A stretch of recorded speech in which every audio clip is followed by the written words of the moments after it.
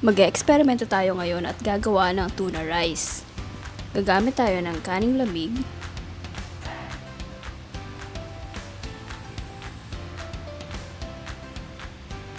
nori, sesame oil, Japanese mayo,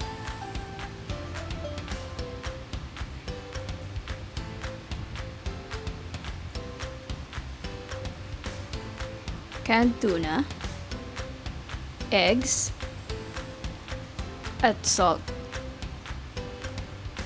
Ayan. Lagyan natin ng siguro mga 2 pinch ng salt yung kanin. Tapos 1 kutsara ng sesame oil. Then, haluin lang natin mabuti.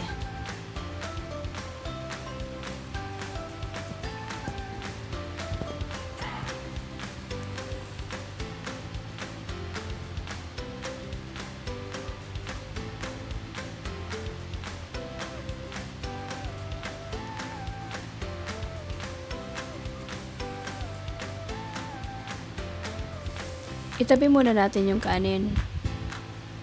Tapos, i-beat natin yung 2 pirasong itlog.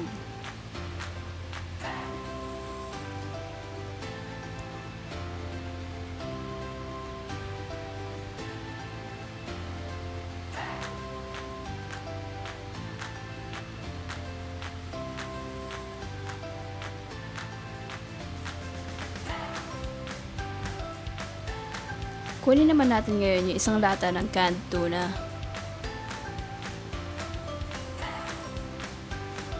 Lagyan natin ng siguro mga kalahating kutsara ng mayonnaise. Hindi kasi ako mahilig sa mayonnaise masyado, so hindi ko dinamihan. Pero pwede nyo namang i-adjust. Again, haluin lang natin mabuti para magsama-sama siya.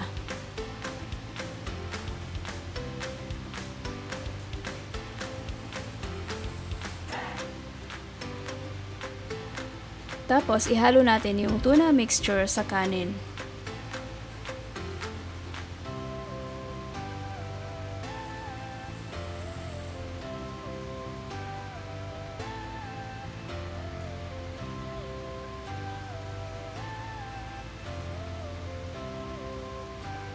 Isama na rin natin yung itlog. Ito yung magiging binder niya.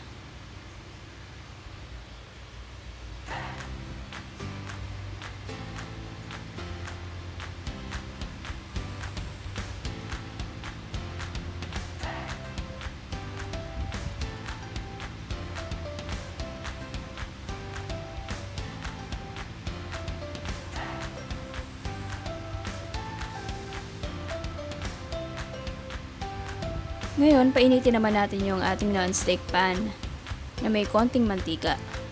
Tapos ilagay natin yung ginupit na nori. Tapos lagyan natin ng rice mixture. Gagawin lang natin siyang parang shape ng patty.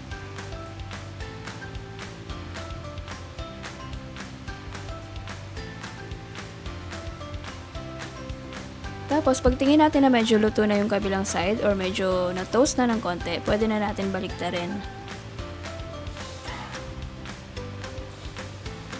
Then, takpan.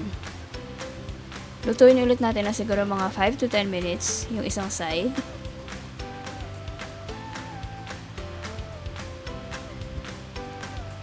Ayan. Tapos, pwede na nating hanguin.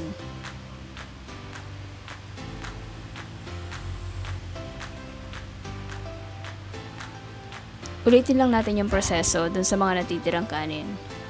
Ito na ang ating tuna rice.